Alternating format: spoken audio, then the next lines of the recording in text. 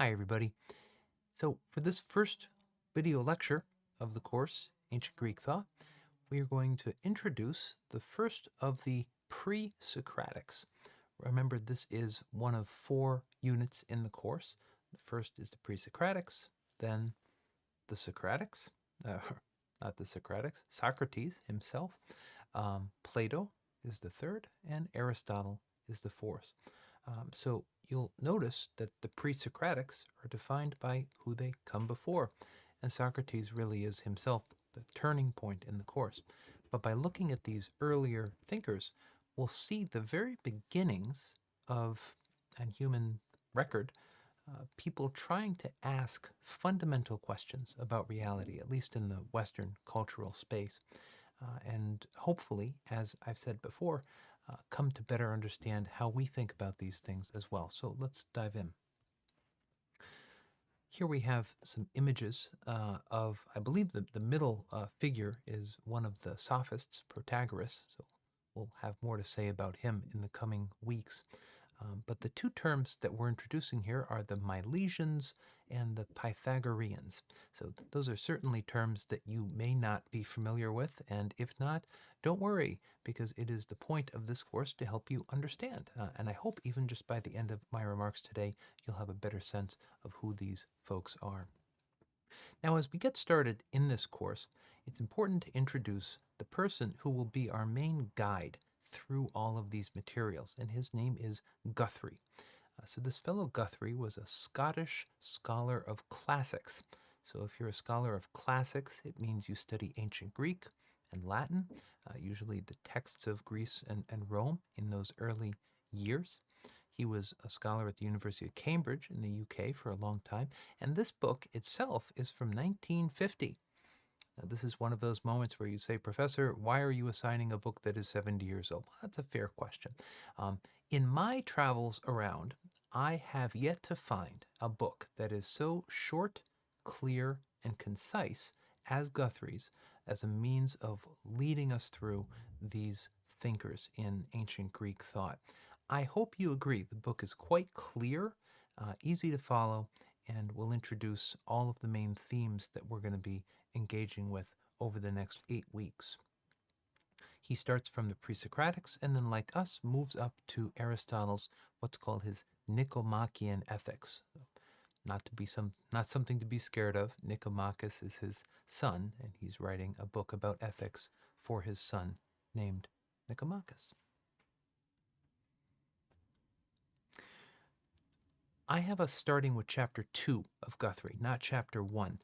That's in the interest of time and the kind of condensed version of this course. There's one idea from chapter 1, though, that is important for the framing of our course, and that is what Guthrie suggests in his kind of, introduction to this space of Greek thinking. The distinction between matter philosophers and form philosophers. Now, on my understanding, this is pretty much Guthrie's own distinction. This is not something that people constantly talk about in philosophy, but I think it's helpful. It's certainly helpful in these early weeks, and it's certainly helpful, especially in this first session, as we line up the Milesians and the Pythagoreans, as you will see. How to approach this. What is your intuition, friend? When you see a desk, do you think it's made of wood? Or do you think it's something to put books on? If the first, you are inclined to think of things in terms of what they're made of, matter. And if the second, you're inclined to think of things in terms of their purpose, what they're for, how they're designed, right? Neither one of these things is verifiably truer than the other. They're two different ways of looking at the world. But what we'll find in the two groups of philosophers that we'll learn about this week, this kind of falls pretty neatly along the distinction between those two. So let's get a bit into that. Before we do, this week and next week, here is my goal. You will recognize all of the names on this list, which is pretty remarkable. Now, look, you'll see on this timeline, it starts at about 650, or precisely 650 BC, we call that BCE, before Christ, right?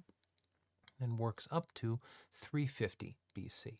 And that is the period of all of our course. I don't remember offhand the date of Aristotle's death, but this is what this course is covering.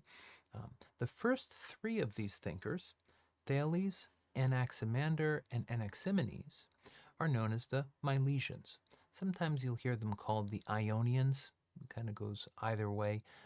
They're just two different ways of defining the geography of where they're from. We will spend our time today talking about them. Also today, we'll talk about this fellow named Pythagoras, who, as you see, was a rough contemporary of the Milesians, all of whom were alive at one point at the same time, but had a very different philosophy. Next time, we'll talk about this pair of figures, Heraclitus and Parmenides, who had pretty opposite views. I mean, they're about as opposite as you can get. We're going to kick off next week learning about them. And we'll also learn about what are called the pluralists.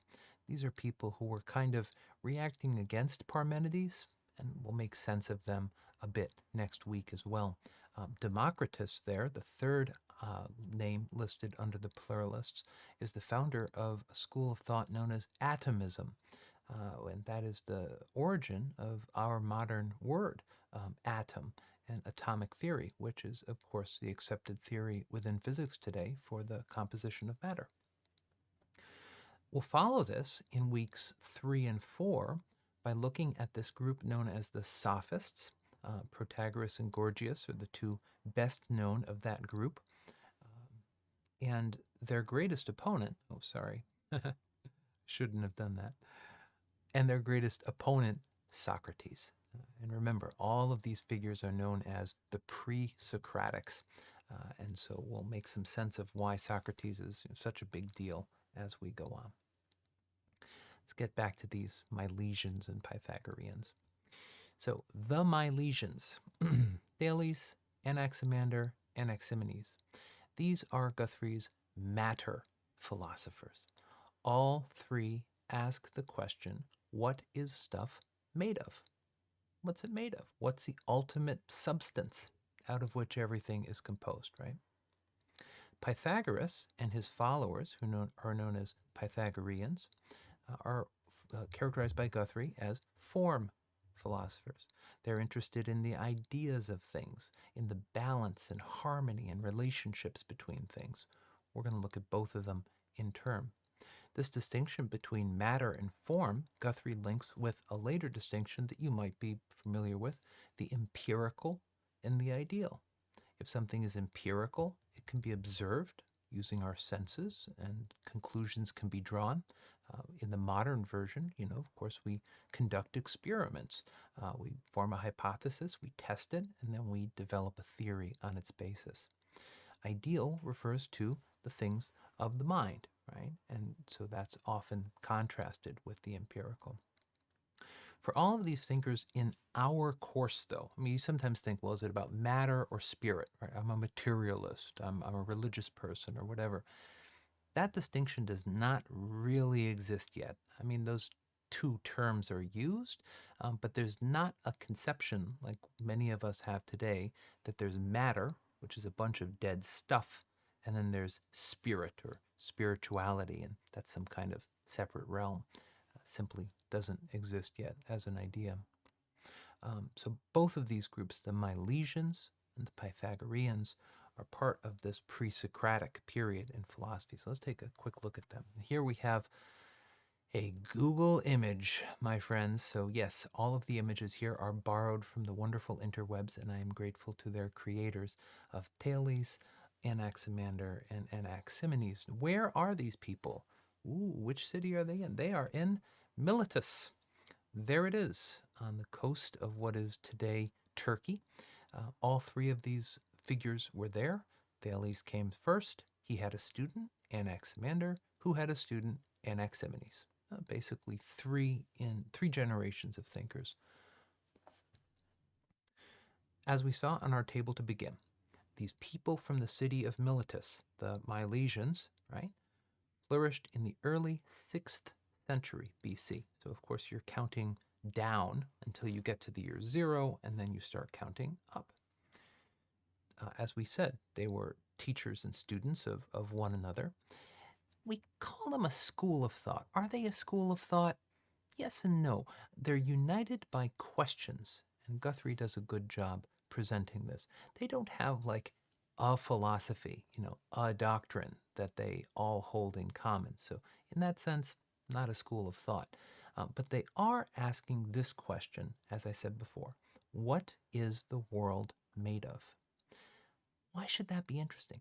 Well, very often we move through our lives relying on religion, on convention, on things our parents told us, things we heard on social media, on the news, whatever it is, right? We don't have time to question all of these things that we learn.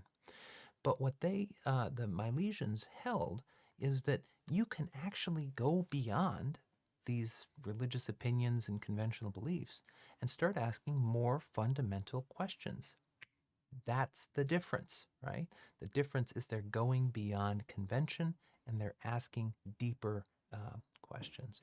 That's the beginning of philosophy, right? So Thales is typically regarded as the first Western philosopher. What they're doing, we have the word here, foreshadows the modern natural sciences. So it's a lot like modern science, right? But it's not using what I mentioned before, forming a hypothesis, conducting experiments to test it, and so forth. They're really asking just more simple and almost naive questions. What substance is everything made of? Guthrie puts this well on page 23, and you'll see this in the reading, which I strongly encourage you to do. It's a very good book. Key contribution made by these three guys. Faith, they contribute a faith that beneath this apparent chaos, everything we see in the world, it's just doing whatever it does, right? There exists a hidden permanence and unity, discernible, if not by the senses, then by the mind, right? So you see just a lot of things happening. Mark Twain put it well. He says, well, history is just one damn thing after another. Fine, stuff happens, right? But what these philosophers are looking for is an answer to the question, well, why does that happen? What is the reason behind that, right?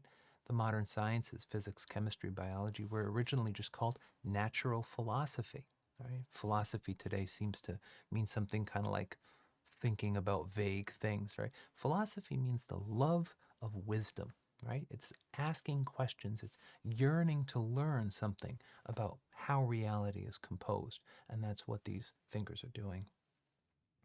Just a quick pass through the three of them. Thales held that the universe, the world, is made of water, and precisely of moisture, that the earth itself was floating on water, right? And more condensed water or more rarefied or decondensed water formed all of the things that we see. Now, when you think about the percentage of the human body that's composed by water, well, it's not such an unreasonable belief. Ironically, Thales, there's a story told about him. He was walking around one day, was thinking about his things, and he fell into a well. It's kind of funny because, philosophers, they're not very practical.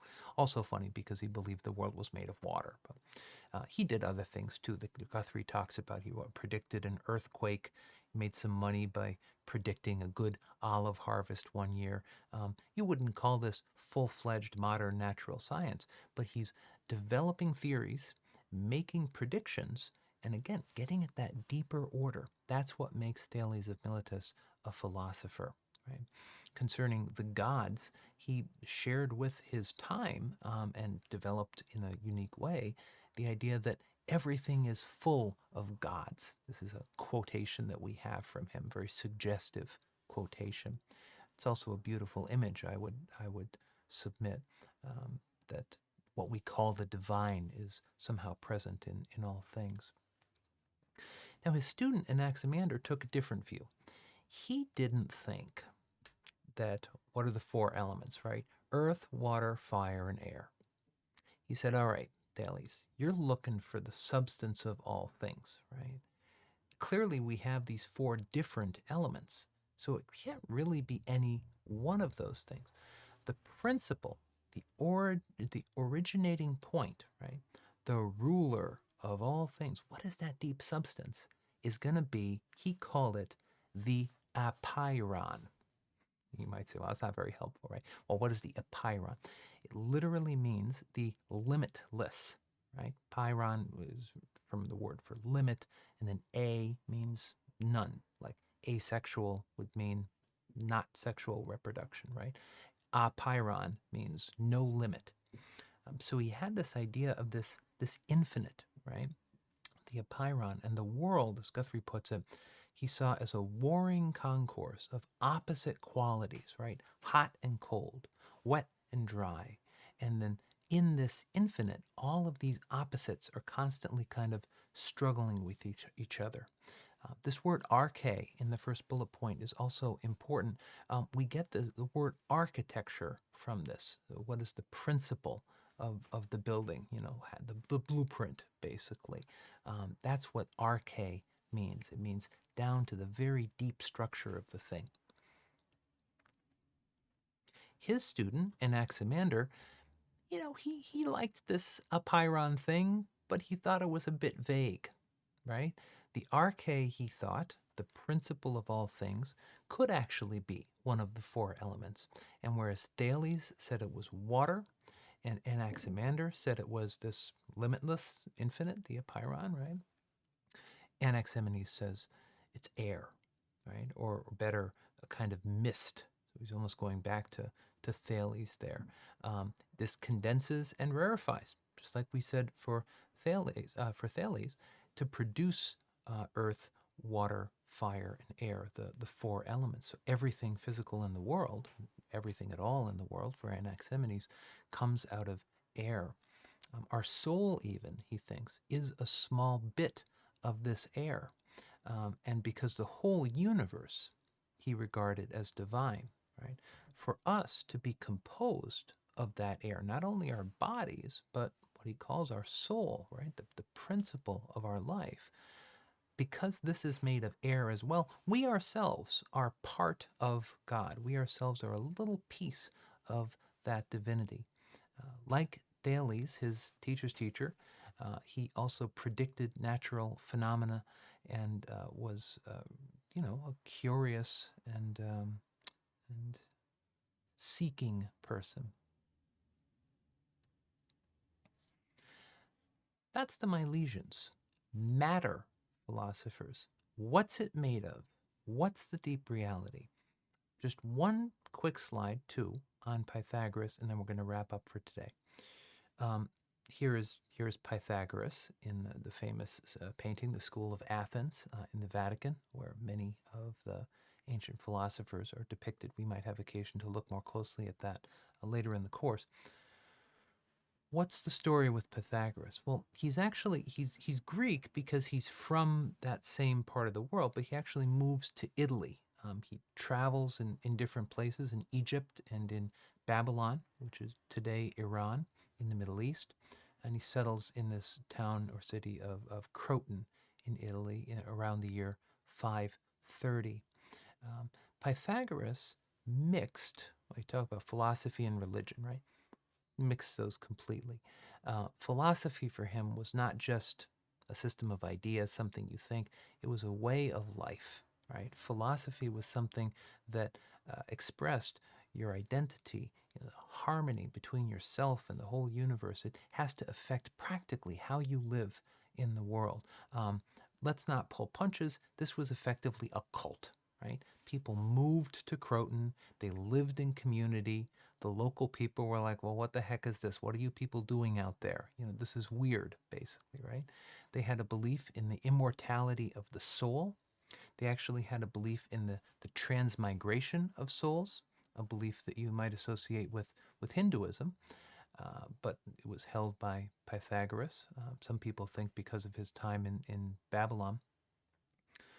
He also practiced vegetarianism, which you might see as a natural extension of a belief in reincarnation.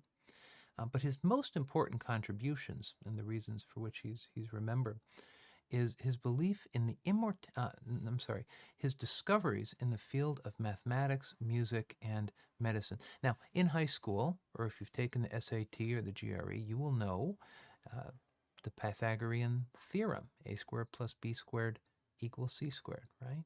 What do we have there? We have a shape, a physical thing in the world, right? In this case, a two-dimensional shape, that is understandable in terms of number, that exhibits a kind of harmony in its structure, such that without ever even seeing the triangle, I can know things about the triangle. If the triangle doesn't exist in the world, there is no triangle, right? I can still know something about the idea of that triangle through mathematics, right?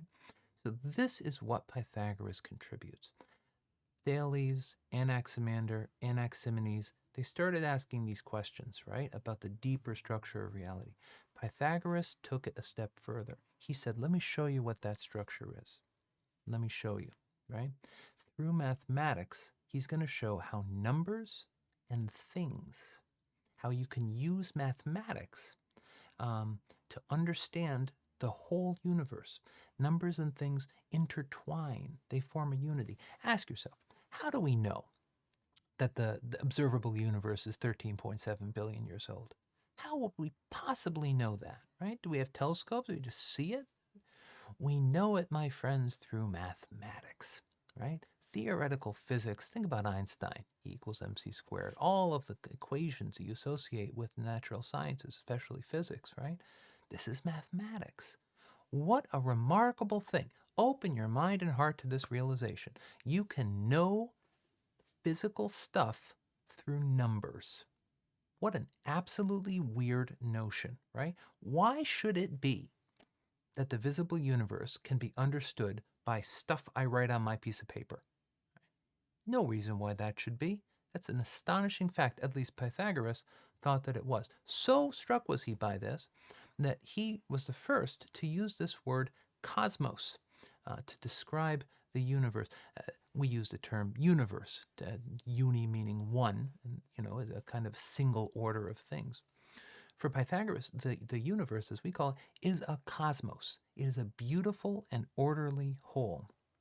If you've ever gone to or known someone who's gone to a cosmetology school, right? This is the study of making the face, very often, right, beautiful.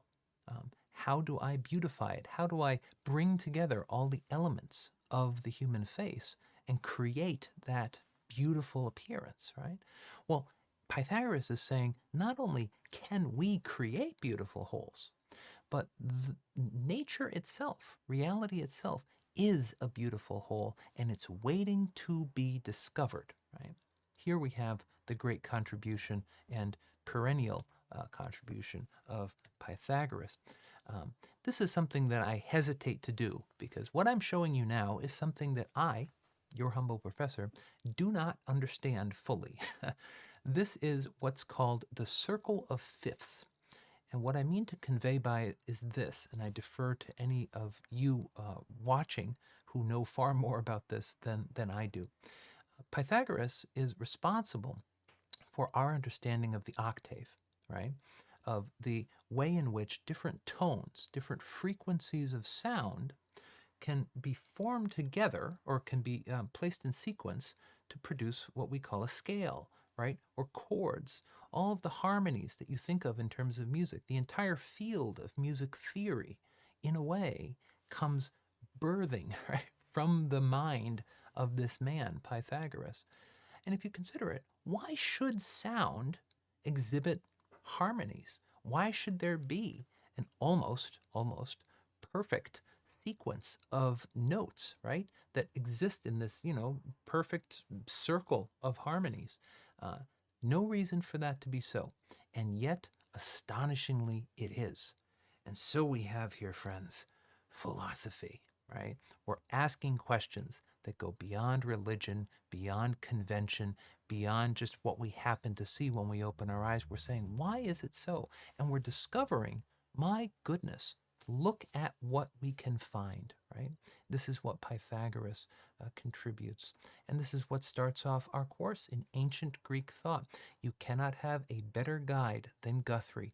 I hope you enjoy reading his text. I also hope you enjoy reading the primary source readings that we have from Thales, Anaximander, and Aneximonies, Milesians, and from Pythagoras, uh, the Pythagorean.